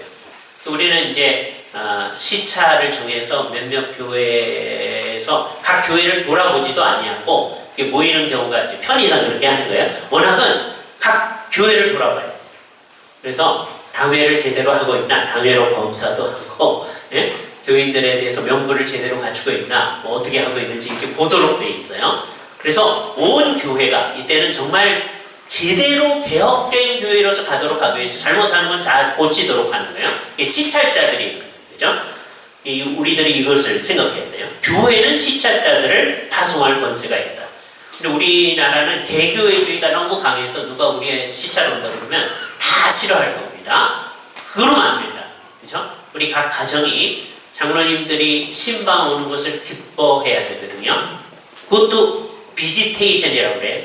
그래서 참 재미있는데 똑같은 비지트라는 단어인데 우리 집에 오시는 건 신방이라고 그러고 우리 교회에 오는 건 시찰이라고 그러고 학교에 가는 건 장학이라고 그러고 이게 다 똑같은 단어입니다. 그죠? 가서 제대로 하고 있는지를 살펴보는 거예요. 그래서 우리가 신방하는 것도 그런 거예요. 제대로 하나님의 뜻대로 살고 있는지를 서로 살펴보는 겁니다. 신방 가는 걸 싫어하는 것도 잘 이해할 만하죠. 누가 우리의 삶을 이렇게 살펴본다는 게 기분 나쁘잖아요. 그 마음이 없어져야 돼요. 그래서 우리 마음을 열어놓고 주님의 말씀 앞에서 우리가 어떻게 살고 있는지를 같이 나누는 일, 우리에게 있어져야 된다. 그죠? 또한 이런 시찰자들에게만 감독이라고 하는 이름이 주어져서는 안 된다. 왜? 그 사람이 돌아다니면서 이건 어떻게 하나 저렇게 하나 하니까 사람들이 그 사람들 감독이라고 하면 안 된다. 모든 목사들이 감독이라고 언급될 수 있다고 하는 것을 상기시키고 있습니다. 명확히 정해진 사안에 대해서 살펴보도록 시찰자들을 보내는 것은 언제나 장로의 회, 즉 노예에 속해 있는 일이다 라고 있습니다. 시찰자로서의 역할은 노예에 의해서 합법적으로 선출되어져서 감당하는 것이며 그 누구도 노회의에서 합법적으로 선출되어 그 직을 받지 않고서는 다른 교회를 시찰하려고 해서는 안 된다. 언제나 이런 거에서 안 된다 이런 얘기 나올 때는 그렇게 하는 사람이 옛날에 있었던 겁니다. 그렇죠? 내가 감독이니까 너희 어떻게 해라 뭐 이런 사람이 있었다는 거죠. 그거 안 된다라고 한 것을 얘기하는 거죠. 장로들의 모든 회의체의 종목적 목적은 첫째로 종교와 교리의 순수성을 지켜 오류와 부패가 없도록 하는 것이며, 오늘날 교회들이 그렇지 않은 교회가 너무 많잖아요. 왜 그래요? 장로의 회의체가 제대로 역할을 안 하기 때문에. 그죠? 이게 첫 번째입니다. 두 번째로 교회의 온전함과 질서를 유지하는 것이다. 이런 질서 유지를 위해서 교회 회원들의 행동에 대한 법규와 규칙을 제정할 수가 있고, 장로회에서 또는 폐가 되고 유익하지 않고 시대가 맞지 않고 사람들에 의해서 오용된 모든 규례들은 다 폐지하고 폐기할 권세를 가지고 있다. 장로회에서 그런 겁니다. 각자가 알아서 하는 게 아니다. 그죠? 이때는 천주교 안에서 있었던 모든 비성경적인 관습과 규례를 폐기할 수 있는 권세를 말하고 있는 것입니다. 또 장로회는 교회적인 치리를 수행하고 모든 범과자들과 교회의 선한 질서와 정책을 무시하는 교만한 자들을 벌할 수 있는 권세를 지니고 있으니 한마디로 교회의 모든 치리가 그들의 손에 달려 있는 것이다. 근데 어떻게 해야 되느냐? 구체적으로는 특정한 회중 안에서 장로들의 모임은 상호 협의에 의해서, 그러니까 목사님과 장로님들이 같이 의견을 같이 해야 돼요. 그죠? 그 교회의 권세와 권위와 통치를 가지고 그 회의체를 주님의 교회의 이름으로 언급할 수도 있다. 즉 당회를 교회라고도 할 수도 있다는 거예요. 그러나 이때는 3, 4개의 회중이 함께 장로의 회의체를 가지고 있어서 그 권세 아래에 있어야 한다는 의미라고 밝히고 있어요. 그렇기 때문에 오늘날 의미하고 똑같은 건 아닙니다. 그럼에도 불구하고 그때에는 각 회중이 장로들을 선출하고 다른 지체들의 동의를 얻어 자기 회중의 법과 문제를 가지고 회의체로 와야 한다고 말하고 있어요. 이는 인근 다른 교회의 나이 먹은 지도자들의 지혜를 보았던 초대교회의 습관을 찾아 원용하는 것이라고 말하기도 하는 겁니다. 그래서 우리 교회가 각각 떨어져 있어도 같이 목회를 하고 있다는 원칙이 있다라고 하는 것을 얘기해 주는 것이죠. 그리고 넘어가서 이와 같은 일은 장로회에서 전부 다 없애야 된다. 그렇게 하는 거 있어요. 13절에 가면 잘못되고 부패한 교리를 가르치거나 추문에 찬 삶을 사는 사람들이 여러 번 권고를 받고도 계속 저항하거나 교회의 분리나 반역을 하거나 교회에서 자기 마음대로 분리해 나가거나 교회의 말을 듣지 않거나 신성모독이나 성직 매매, 뇌물을 받거나 거짓말하거나 위조하거나 음행하거나 도적질하거나 술취거나 법에 의해서 처벌될 정도로 싸우거나 이자놀이를 하거나 춤추거나 악명 높을 정도로 사악하거나 그 외에 마땅히 교회로부터 출교받을 만한 모든 다른 악들이 드러나면 그들을 면직하고 해임하는 일도 장로의 회의에 속해 있다. 그 직무를 감당하기에 적합하지 않은 사람들은 해임되어야 하며 그 일을 널리 알고 교회들은 그렇게 해임된 사람들을 직임자로 받아들이지 말아야 한다. 그러나 중요한 거예요. 나이 먹거나 병들거나 다른 사고로 그 직무를 감당할 수 없게 된 사람들을 해임하거나 해서는 안 된다. 당신은 나이가 먹었으니까 더 이상 목사도 아니요, 장로도 아니요. 그러면 안 된다는 거죠. 목사와 장로는 계속 하는 거예요. 그러나 직임을 안 할 수는 있어요. 이렇게 되어 있으면 이럴 경우에 그 명예를 교회가 유지하고 그 직무만을 다른 이가 감당하도록 해야 합니다.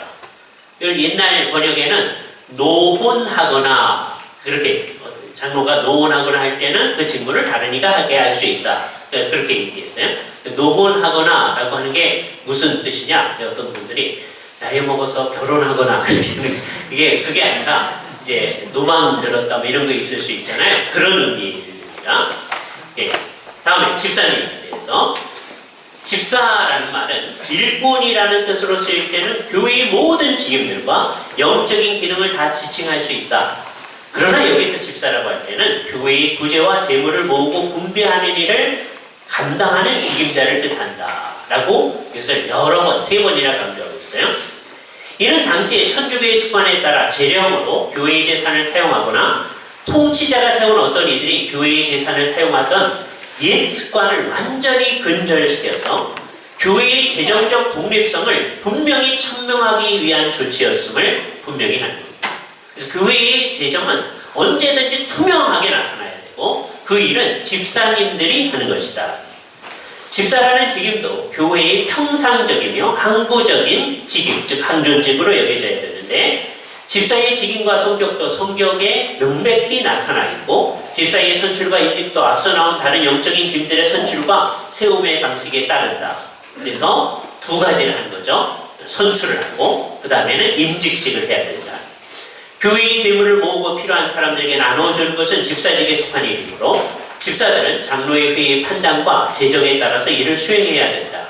가난한 사람들을 위한 교회의 재산은 사적인 사람들의 유익을 위해 전용되어서는 안 되고 가끔 가다가 교회에 이제 가난한 사람들을 위해서 이렇게 모아놓으면 그걸 아는 사람들이 내가 그걸 좀 사용할 수 있게 해주면 안 되면 그런 사람들이 나온다. 그래요? 그거 안 된다. 라고 분명히 하는 거예요. 잘못 분배되어서도 안 된다. 그 일을 담당하시는 분들이 우리 집사님들이다. 그렇게 얘기했습니다. 그러면서 강조하기를 하나님의 말씀을 갈망하던 그런 질의 사람들이 집사님들로 선출되어 섬기게 된다면 이전에 부패한 이들이 그리했던 것 같이 교회의 재산에 대한 오용이 발생할 것이라는 두려움이 없게 될 것이다. 그러니까 아주 제대로 된 사람들이 있어야 되고 이 사람들은 매년 목사님들과 장로님들의 모임에 설명을 하도록 하고 교회와 통치자가 필요하다고 여기면 그들의 신실성을 살펴보는 감사들이 책임을 다할 수 있게 해야 된다. 그래서 이 시대에도 감사가 있어야 될 것을 얘기했습니다. 그래서 이제 우리 교회도 지난번서부터 왜냐하면 이건 다른 이유 때문에 만든 건데요. 우리가 계산을 잘못하는 경우가 있습니다. 그래서 계산을 잘하는 분을 감사를 미리 한 다음에 우리가 공동회의에 내놓자 그런 의안을 냈었습니다. 그다음에 교회의 재산과 그 분배. 우리한테는 이 말이 굉장히 낯섭니다. 교회 재산이 없는데. 근데 옛날 스코틀랜드 전체의 교회는 재산이 많았거든요. 천주교가 가지고 있던 재산이에요. 그거 어떻게 해야 될 건가도 구체적으로 얘기하는 거예요.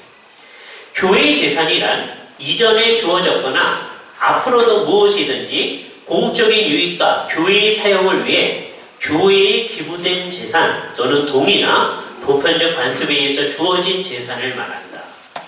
그래서 대개 이제 서구 교회에서는 이제 돌아가실 때 그 유산들을 교회에 남겨놓는 일이 많죠. 그렇게 되면 교회는 점점 부자가 됩니다. 그럼 그걸 잘 사용해야 되죠. 그죠?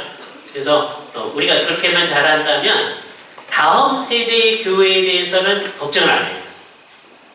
왜? 여기 이제 나이 많으신 분들이 돌아가시면서 다 그걸 이제 유산 뭐 다 내놓을 필요는 없지만 상당히 내놓을 거 아니겠어요? 그럼 다음 세대는 이제 그거 가지고서 예배당도 마련하고 다 잘할 수 있겠죠, 그죠? 네, 다음 세대는 걱정 안 해도 됩니다. 그러니까 다음 세대는 뭐만 걱정하면 되냐? 신앙을 제대로 유지해서 그걸 제대로 지켜나가는 건가? 우리는 예배당이 없어서 걱정하고 막 찾고 뭐 그러잖아요.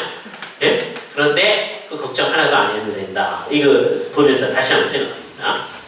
합법적이지 않은 방식으로 교회의 재산을 얻거나 또 교회의 재산을 어떤 개인의 특정한 유익을 위해 전용하는 것은 하나님 앞에서 가증한 일이다.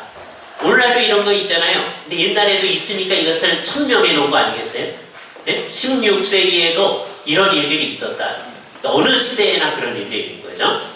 교회의 재산은 하나님의 말씀이 전한 바와 같이 집사님들이 거두고 분배해야 한다. 그 일에 목사님들이나 장로님들이 관여하지 않는다는 거예요. 이는 사도시대의 교회의 예를 따른 것임을 분명히 하면서 이를 적용하여 가난한 자들을 위한 구제뿐만 아니라 교회에 합당한 직임자들의 보조와 병든 자들을 위한 기금과 학교와 학교 교사들의 유지 비용 중에도 이 교회의 재산을 활용할 수 있을 것이라고 하고 있다. 그래서 몇 년 전에 제가 기독교 학교에 관한 얘기를 했을 때 우리는 그게 먼 일이라고 생각을 하고 있습니다. 두 세대가 지나면 우리가 이대로만 한다면 두 세대가 지나면 좋은 학교를 만들 수가 있을 것입니다. 그죠? 물론 그 정신이 없어지면 할 수는 없는 거겠죠. 그죠? 기독교 통치자들에 대해서는 그냥 넘어가겠습니다. 11장. 지금 종교개혁한 지, 스코틀랜드에서 종교개혁한 지 60년을 살았을 때 17년쯤 된 거예요. 18년쯤 된 거예요. 그래서 이제 뭐라고 하냐. 아직까지 교회에 남아있는 스코틀랜드 교회에 남아있는 개혁해야 할 점들. 그런 거예요. 그죠? 그게 뭐냐? 천주교의 오용들이 아직까지 남아있다는 거예요. 첫째, 그런 기관들은 이게 뭐냐 하면 수도원 뭐 이런 것들입니다. 하나님의 은혜와 자비로 사라졌으나 아직도 남아있는 천주교적인 직책에 대한 용어들, 어떤 사람들이 계속해서 자기를 주교라고 한다, 감독이라고 한다, 그런 거, 그것들은 다 오용이기 때문에 이 용어들은 사용되지 말아야 하며, 따라서 평신도라는 말도 사용하면 안 됩니다. 그런 직책을 가진 사람들이 교회에 받아들여져서도 안 된다. 그런 직책의 대표적인 것들, 수도 원장들, 영혼을 맡은 자들, 그다음에 소수도원의 원장들, 프라이어라고 하던 거 있어요. 또 소수녀원의 원장들, 원장 수녀들, 그리고 수도원의 다른 직책들에 대한 명칭들이다. 감독이라는 명칭도 성경의 의도와는 달리 오용되었으므로 당시에도 여전히 오용되고 있다. 소위 감독이라고 불리던 직임의 감당자가 목사들의 목사, 이거나 많은 회중들의 목사라고 말하는 것이나 그들은 일반적 가르침의 직무를 담당하지 않아도 된다고 말하는 것은 하나님의 말씀과 부합하는 것이 아니라고 강하게 선언합니다. 목사는 반드시 회중을 맡아서 그 회중을 가르치고 성찬을 집례하고 그들을 돌봐야 된다. 그렇게 얘기하네요. 참된 감독들은, 참된 감독은 진짜 목사와 장로를 얘기하는 거예요. 특정한 회중과 연관되어 그들을 섬겨야 한다고 선언하고, 이때 목사 위에 있는 어떤 감독 생각하는 거 아닙니다. 그들은 그 형제 위에 지배하려고 해서는 안 된다고 하면서 이전에 감독되었던 분들의 상당수는 그리하지 않으려고 한다고 지적하고 있습니다. 그러나 하나님의 말씀이 요구하는 대로, 또한 교회 일반이 그들에게 규정한 대로 하지 않으려고 한다면 교회에서 그 직무가 박탈되어져야 된다라고 얘기합니다. 이와 비슷하게 건물과 직책의 이름들이 남아있는 것도 온전히 제거되어져야 된다. 예를 들어서 chapters, convent of abbeys 이런 것들, 카테드럴 클러크, 대성당교회 이거 없어져야 된다. 또 대성장의 수석사제, 디인이라고 했어요. 그 다음에 대집사, 아키디콘, 선찬자, 칸토, 부성찬자, 그 다음에 회계, 찬슬러 같은 교황 제도로부터 천주교의 법에 근거한 직임들, 이거 전부 다 사라져야 돼요. 그러니까 17년이 지났는데도 아직 그런 사람들이 남아있는 거예요. 그죠? 몇백 년 동안 그렇게 하고 있었으니까요. 그래서 그건 전부 다 없어져야 된다고 선언을 하는 겁니다. 그런데 영국 국교회는 아직도 그러고 있거든요. 그러니까 이게 얼마나 놀라운 선언인가 하는 걸 봐야 돼요. 또한 이런 사람들이 제후의 허락에 의해서든지 교회의 허락으로 5개 또는 20개의 교회를 담당하고 그 교회의 성직록을 받는 것은 합법적이지 않을 뿐만 아니라 종교개혁을 조롱하는 것이다. 이게 무슨 말이냐면요, 17년이 지났는데도 아직까지 그렇게 하는 사람이 있었대요. 그죠? 한 교회에서 사례받은 게 아니라 5개 교회, 20개 교회 사례받아요. 그죠? 그거 안 된다. 그죠?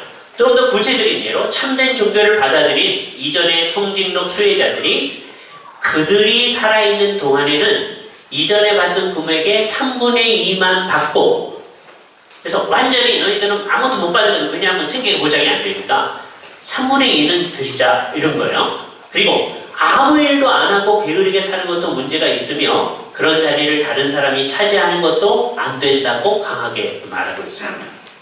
개혁된 교회 안에서는 이런 오용이 더 이상 허용될 수 없다는 것입니다.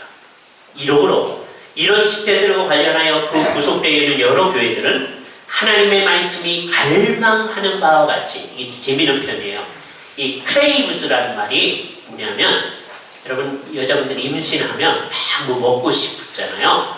그걸 크레이빙이라고 하거든요. 네? 하나님의 말씀이 우리한테 너희들이 좀 이렇게 원하는 게 있다. 그죠? 또 어떻게 되냐? 마땅히 나뉘어져서 개별적인 회중들이 자격 있는 목사님들의 가르침 앞에 있게 되어져야 된다라고 얘기합니다. 그리고 목사가 사법적인 판결, 옛날에 주교는 그렇게 했는데 그거 해서도 안 됩니다. 또한 모든 것이 잘못되었던 때인 메리 여왕 때에 세워진 많은 위원들이 교회의 허락 없이 목사들을 판단하고 그들을 해임하는 등 교회 일에 간섭하는 일을 계속하고 있는데, 그들은 교회 일에 간섭해서는 안 되고 그들이 판단할 수 있는 영역 밖의 일에 관여해서도 안 되며 교회의 자유를 침해해서는 안 된다. 그래서 하나님의 말씀이 원하는 질서를 교회 안에 세우려고 하는 겁니다. 그래서 12장에는 우리가 갈망하는 개혁이 어떤 건가 하는 것을 얘기하고 있어요. 전국을 몇 지역구로 나누고 그 지역들을 다시 교구로 나누어서 그걸 파리시라고 합니다. 각 교구의 회중들에게 한 사람 이상의 목사들이 세워지는 것, 즉 한 목사님이 한 회중 이상을 감당하지 않게 되어야 한다. 그래서 각 지역 전체를 딱 나눠놓고서는 각각의 지역에 좋은 교회들이 세워지고 각각의 교회들에 정말 좋은 목사님이 파송되도록 하는 것, 이게 이분들이 원하는 거예요. 두 번째, 자격 있는 목사님을 찾기가 어려우므로 필요하면 여러 회중을 하나로 합하고, 또 반대로 회중이 너무 많을 때는 그 회중들을 여러 회중들로 나누어야 한다. 지금 우리가 들어도 굉장히 앞서가는 제안이시잖아요. 그죠? 세 번째, 박사들이 대학과 각급 학교에서 필요한 것들이 세워져야 하고 충분히 생활이 지지되도록 하여, 근데 그 돈이 어디서 나오느냐? 교회가 지지해야 된다. 그죠? 그들로 하여금 성경의 의미를 풀어주도록 하고 학교를 책임지게 하며 종교의 기본적인 것들을 가르치게 해야 한다. 또 각 회중들마다 한 명 이상의 장로가 세워져서 백성들의 삶을 돌아보도록 해야 한다. 복수로 세워져야 돼요. 그러나 장로회에는 도시와 중요한 것들에 있어서 여러 회중들의 장로들이 함께 모여서 그들이 함께 돌아보는 회중들의 문제들을 같이 다루도록 해야 한다. 이게 노회거든요. 이게 노회로 모였을 때 목사님과 장로님들이 우리 노회 안에 있는 모든 교회의 목회를 같이 한다는 마음이 생겨질 때가 가장 이상적이에요. 그죠? 물론 필요에 따라서 각각 나누어서 목회를 하고 있어요. 그러나 우리가 같이 우리 교회의 문제를 같이 회의하는 거다. 이 목사님은 이 교회만 하고 이 목사님이 이 교회만 하고, 그게 아니라 물론 그게 단임을 하고 있는 거예요. 그러나 우리가 같이 주님의 교회를 돌아본다는 그런 인식이 있도록 해야 된다는 거죠. 지역 교회들의 회의체인 지방회나 대회는 어디서 얼마나 자주 모여야 하는가는 교회의 자유와 그 규례에 맡겨야 된다. 그래서 교회가 예를 들어서 우리 같은 경우에 노회는 1년에 2번 모인다. 중간에 이제 임시노회를 할 수 있지만 그렇게 할 수 있답니다. 우리가 정해서. 또 이제 총회는 우리나라 경우에는 1년에 한 번 모인다. 이렇게 교회가 정해야지 뭐 왕이든지 귀족이든지 그런 사람이 간섭하면 안 된다. 총회도 항상 그 자유를 가져야 하고 모이는 시간과 장소도 교회가 자유롭게 정해야 한다. 교회와 관련된 문제에 있어서 통치자나 다른 사람들도 모두 교회 전체 회의의 판단에 종속해야 한다. 교회 모든 직임자들의 선출은 사도들의 교회와 초대교회의 예와 선한 질서가 갈망하는 바와 같이 회중의 합법적인 선출과 백성들의 동의 없이는 이루어져서는 안 된다. 이 일의 통치자나 누구도 간섭하려고 해서는 안 된다. 천주교회적 방식으로 교회의 기본적인 것들이나 앞으로 주어진 것들이 성경 말씀에 부합하게 사용될 것을 분명히 하면서 하나님의 말씀을 받아들이고 그의 아들 예수 그리스도의 왕국이 진전하기를 바라는 사람들은 누구나 하나님의 말씀과 이 교회의 바른 법이 갈망하는 이 정책과 질서도 받아들여져야 할 것이다. 어떤 분들은 나는 하나님의 말씀은 받아들이지만 이거 나는 싫은데요, 그런 사람들이 있거든요. 그거 아주 많습니다. 그거 안 된다. 그리하지 않는다면 그들이 하나님의 말씀을 받아들인다고 하는 것도 헛된 말이 되는 것이다. 왜냐하면 이런 것들이 성경으로부터 끌어져 나왔다고 하는 것을 우리가 얘기하는 겁니다. 그렇기 때문에 자유사상가들이 이제 앞으로 점점점 나오는데요. 나는 하나님의 말씀만 받아들입니다. 나머지는 나한테 간섭하지 마십시오. 그게 안 된다고 하는 거예요.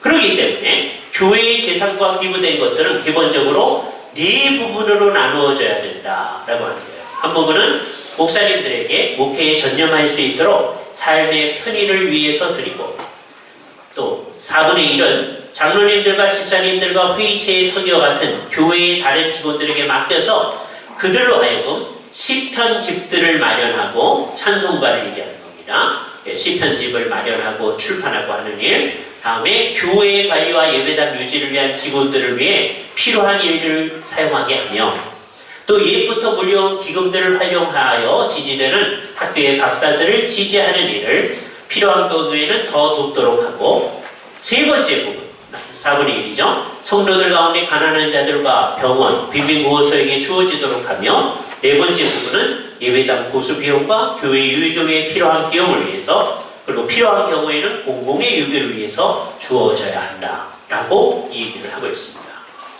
이런 것들을 이제 바라보면서요, 맨 마지막 문장 하나를 보도록 하죠. 18쪽을 봅니다. 맨 마지막. 18쪽 간단하게 쓰여진 거 보세요.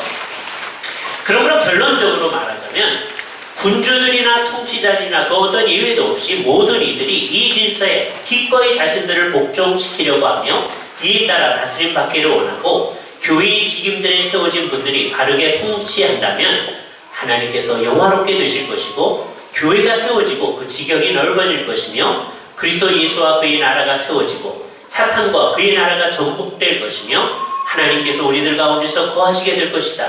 우리의 위로를 위해 예수 그리스도를 통해서 말이다. 이 예수 그리스도께서는 성부와 성령과 함께 모든 영혼 가운데 복된 중에 거하시도다. 아멘 하고 끝내고 있습니다.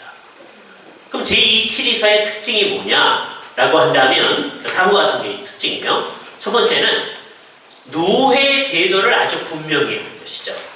그래서 앤드류 멜빌을 우리가 뭐라고 그러냐면 노회 제도의 아버지다, 그렇게 얘기하는 거예요. 앤드류 멜빌에 의해서 우리가 말하는 노회가 세워진 거예요. 목사님들이 늘 노회로 모여서 의논하고 하는 것이 이 토대를 가지고 있게 되는 것이죠. 두 번째 강조점이 뭐냐면 교회의 자유를 강조하고 있고요. 그 누가 교회의 일을 간섭해서는 안 된다. 국가가 간섭해서는 안 된다. 설교를 어떻게 해야 될 것을 다른 사람들이 간섭해서는 안 된다. 교회는 자유하다. 마찬가지로 재정 문제에 대한 교회의 자유도 매우 강조하고 있어요. 세 번째, 제172서에 비해서 덜 강조해서 안타깝지만 대학과 각급 학교 교육에 대해서 염려하면서 이곳들의 박사들, 즉 교사들이 세워지고 그들에게 충분한 생활의 지지를 하게 하여 성경을 열어주고 종교의 근본적인 것들을 가르치고 한 것이 역시 교육에 대한 스코틀랜드 개혁자들의 강조점을 잘 보여주게 합니다. 네 번째는 가난한 자들에 대한 관심이죠. 그런데 안타까운 점도 나타나고 있습니다. 어떤 거냐? 그 시대적 성격 가운데 어쩔 수 없이 기독교인인 통치자가 뭘 해야 된다, 그런 얘기를 하고 있어서요. 그때는 어쩔 수 없는 거예요. 그러나 우리한테는 이것을 그대로 적용할 수 있는 것이 아니다 라고 얘기하는 것이죠. 두 번째는 비상 직원들이 이제 있지 않다는 것을 강조하면서도 시대에 따라 그런 직원들이 있을 수 있다는 인상을 좀 주고 있어요. 이건 칼빈도 좀 그렇습니다. 그래서 그거 있을 때 누가 좋아할 거냐면 신사도 운동하는 사람들이 좋아할 거예요. 이거 봐라. 지금 비상한 시기이기 때문에 주께서 이런 기관을 세우실 거다. 이분들의 의도는 그런 건 아니었어요. 조금 안타까운 것이죠. 세 번째, 목사님들만 감독이라고 지칭한 예들이 나타나요. 그래서 한국 교회의 상황에서는 제가 볼 때 이게 오용될 소지가 농후하다고 생각해요. 한국 교회는 목사와 장로 가운데 목사가 좀 더 높다고 생각하는 성향이 강한데, 이거 봐라, 제272서가 목사님만 감독이라고 하고 있으니까 장로와 목사가 다 장로지만 목사는 감독이다, 이런 위험성이 있거든요. 그게 좀 문제가 될 수 있다고 생각되어요. 다음에 각 회중마다 장로의 회를 가지지 않도록 한 것은 당시의 상황으로서는 이해되지만 후대에 발전된 당회의 모습을 미리 바라보면서 제시하는 것이 좋았으리라고 생각되었습니다. 그럼 이것을 바라보고 있는 우리는 어떻게 해야 될까라고 했을 때 여기서 얘기했던 몇 가지 한번 살펴보면 좋겠어요. 첫 번째는 모든 것을 다 하나님의 말씀에 의해서 규정하려고 노력을 하고 있죠. 이건 언제든지 우리가 해야 돼요.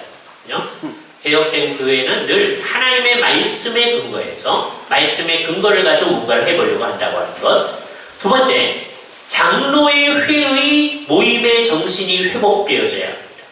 목사님들이 함께 목회하고 함께 성도를 돌반다는 그 정신이 없이 노예로 모이는 것은 정말 무의미한 것입니다. 워낙 어떻게 돼야 되냐면요. 목사님들이 노회로 모일 때 기대를 가지고 모여야 되고요. 기분이 좋아야 돼요. 우리 최 목사님이 우리 노회 서기 목사님이시거든요. 이제 내년에는 우리 노회장을 하셔야 되는데 이게요 얼마나 큰 짐인지 모른다. 요즘에 또 우리 노회에서 뭐 일들이 많아가지고 큰 짐을 지고 가는 듯한 이런 일을, 그러니까 이게 이렇게 되지 아니하도록 목사님들이 모일 때마다 정말 성경이 말하는 장로의 회에서 주님의 일을 받으러 하는 거니까 기쁨을 가지고 노예에 속해 있는 모든 성도들 우리가 다 같이 목회하고 있다. 그러니까 책임을 지고 다 같이 나와서 같이 논의하는 그 모습이 있어야 되겠죠. 세 번째는 그 시대에 아직도 남아있는 천주교의 잔재를 극복하려고 노력하는 일은 정말 의미 있는 일입니다. 항상 개혁해요. 따라서 우리들도 우리 가운데 남아있는 잘못된 것들을 자꾸 개혁하려고 노력해야 됩니다. 네 번째, 교회의 다스림이 목사와 장로들에게 주어진 권세라고 하며 교회의 재정에 관리는 집사들에게 주어진 것을 강조하는 이유가 교회의 자유를 분명히 천명하는 것이었음을 유념해서 오늘날도 어떤 방식으로도 교회의 자유가 침해되지 않도록 최선의 노력을 해야 합니다. 오늘날은 교회 공동체의 특정한 사람들이 교회의 재산을 재량대로 사용할 수 있는 것처럼 하는 것이 문제요. 결국 교회의 자유를 침해하는 것이라고 생각하기 때문입니다. 다섯 번째, 가난한 자들 돌아보는 일, 학교 세우고 학교를 돌아보는 일, 교회가 해야 할 일이죠. 우리가 더 노력을 하여서 힘을 다해서 이런 일들이 일어날 수 있도록 해야 됩니다. 우리 시대의 교회만 생각하지 말고 다음 세대, 그 다음 세대를 생각하면서 이 일들을 해야 될 거예요. 마지막, 교회와 사회, 국가 전체가 하나님의 말씀에 부합한 모습을 가지도록 애쓴 거죠. 그래서 이분들은 스코틀랜드 전체를 바라보면서 기도하면서 일을 한 거예요. 그러면서 유럽의 곳곳에 정말 하나님 말씀에 부합한 교회가 있기를 위해서 기도하면서 이 일을 해야겠다.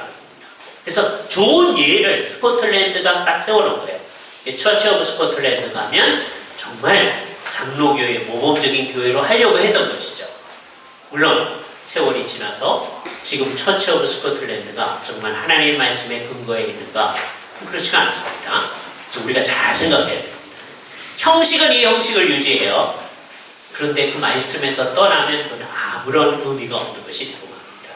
우리들이 이런 것을 유념하면서 아까 읽었던 디모데전서의 말씀들이 우리 가운데서 그 의미를 잘 드러낼 수 있도록 하는 일에 우리가 최선의 노력을 다해야 할 것입니다. 같이 기도하시죠. 거룩하신 주님 감사합니다. 옛날 스코틀랜드의 교회가 정말 주님의 말씀에 근거해서 전국에 있는 교회들을 새롭게 하기 위해서 애를 썼고 앤드류 멜빌을 통하여서 이 일을 스코틀랜드 교회 전체가 수행하기 위해서 애쓰게 주께서 하시고 모든 사람들이 그에 동의하여서 이 일에로 나아갔던 것처럼 오늘날 교회들도 정말 성경이 빛을 비추어주고 개혁자들이 우리들에게 가르쳐줬던 좋은 모델들을 따라서 주님이 원하시는 교회의 참된 모습을 이 세상에 있게 하는데 힘을 다하여 나아갈 수 있도록 우리를 인도하여 주시옵소서. 이 모든 말씀을 우리 주 예수 그리스도의 이름으로 기도하옵나이다. 아멘. 오늘 주님께 드리는 예배를 마쳤습니다. 이제 우리가 할 일이 이제 두 가지인데요. 혹시 들으시는 가운데 질문이 있으신 분들 질문해 주시고요. 그 다음에는 잠깐 교제하는 시간을 갖겠습니다. 혹시 질문이 있으시면 예, 목사님. 교회 개혁을 생각하다 보니까 결국에는 교회 정치에 대한 문제가 가장 중요하고 결국 마지막 고민해야 되는 중요한 안건이라고 생각이 드는데요. 그럼 과연 오늘 우리 시대에 이렇게 개혁교회와 개혁신앙들을 배워가고 있는데 과연 그 개혁신앙을 배운 이 내용들을 어떤 식으로 정치에 이 노예 정치라든가 교회 정치에 어떻게 접목할 수 있을까? 실질적으로 학회라든가 이런 걸 학교를 통해서 개혁신앙의 내용을 배워서 이제 목회 현장에 개혁회를 하고 있는데 그 각 교단에 속해 있는 노회에 들어가 보게 되면 굉장히 이질감을 느끼게 되고 또 오히려 이렇게 어려움을 당하는 그런 상황이 있는데 그러다 보니까 이제 개혁교회 목회자들이 혼자 고립돼서 이제 자기만의 개혁교회를 또 이렇게 하다 보면 많은 실수들을 또 하게 되고, 그러니까 결국 정치 272에서 말하고 있는 것처럼 어떤 뭔가 연합적인 어떤 돌파이라든가 연합적인 어떤 이 살핌들이 전혀 이루어지지 않는 상태에서 지금 한국교회 개혁교회들이 그냥 홀로 그냥 이렇게 존재하면서 나름대로의 개혁교회를 이루어가다 보니까 결국 정치로서 이렇게 열매를 맺지 못하는 이런 심각함들을 좀 더 느끼게 됩니다. 그래서 그런 이치리서의 이러한 그 취지와 의도들이 과연 우리 한국교회 안에서는 어떤 식으로 정치에 대한 이런 부분들을 과연 우리가 좀 시도해 볼 수 있을지에 대해 좀 말씀해 주시죠. 두 가지인데요. 하나는 이제 현실적인 것이고, 두 번째 것도 현실적인 건데 조금 변칙인데요. 하나는 뭐냐면 형식적으로는 장로교회가 이걸 따르고 있는 거예요. 여기서 온 거니까. 그렇기 때문에 우리가 속해 있는 각 교단의 노회 속에서 목사님들이 정말 녹아져 들어가서 이제 노예 참석해 보면 이것대로 안 하는 거 있어요. 근데 그렇게 이제 자꾸 바꿔가는 노력을 자꾸 하는 거죠. 네? 그런 일들을 계속 하다 보면 나중에 이제 그렇게 하시는 목사님들이 일부 있고, 맨 처음엔 좀 이상해도, 그다음에 이제 후배 가운데서 학교에서 이제 제대로 배운 사람들 가운데서 들어오고 하면은 그런 방향으로 막 갈 수 있지 않겠어요? 그게 이제 추회성의 방향입니다. 그죠? 그게 우리가 해야 하는 거예요. 이거는 시간이 필요한 것이고 다른 사람들을 우리가 안고 가야 하는 문제죠. 다음에 또 하나는 그렇게 해야면서도 이제 다른 교회들은 별로 이렇게 잘 안 하는데 우리는 그렇게 해 나간다고 했을 때 심정적으로 같은 방향으로 나아가는 교회에 우리가 정말 존경할 만한 이제 목사님들하고 이렇게 심정적인 연대를 하잖아요. 그래서 어떻게 처리할 수 없을 때 같이 의논하고 해나가는 거죠. 그러니까 두 가지가 다 현실적인 거죠. 근데 가장 어리석은 건 뭐냐면 옛날에 이제 우리 몇몇 사람들이 그런 시도를 했는데 장로교회가 문제가 많으니까 우리는 따로 나가서 개혁교회를 한다 뭐 이런 거. 그거는 바보 같은 짓입니다. 지금 이게 뭐냐면 스코틀랜드 교회 전체가 다 천주교였거든요. 그 전체를 바꾸는 시도를 하는 거죠. 네? 이분들이 능력이 있어서 그렇게 한 거예요. 네. 그러나 그게 어떻게 되면 그 전체 속에서 같이 해야 됩니다. 이게 이제 그렇지 못할 경우에 이제 나중에 어쩔 수 없어서 나오게 되는 경우가 있어요. 그걸 미리 일찍서부터 시도하는 것은 참 어리석습니다. 결국 그렇게 했던 교회들이 결국 어떻게 되버리냐면 나중에 스코틀랜드도 마찬가지고 미국도 마찬가지인데 그렇게 나온 교회들은 너무 다른 교회들인데 너무 작아지고 주류는 다 이상한 교회 돼버리고 그래서 지금은 주류 교회는 다 이상한 교회입니다. 이게 가장 큰 장로교회가 PCUSA인데요. 가장 큰 교회인데 요즘은 게이, 레즈비언 전부 다 인정하고 뭐 그쪽으로 다 앞서서 나가거든요. 그래서 주류 교회를 우리가 다 놓쳐버리고 왜냐하면 우리가 너무 일찍 나갔습니다. 그렇죠? 그렇기 때문에 그 안에서 우리가 개혁하는 일을 계속해 나가야 됩니다.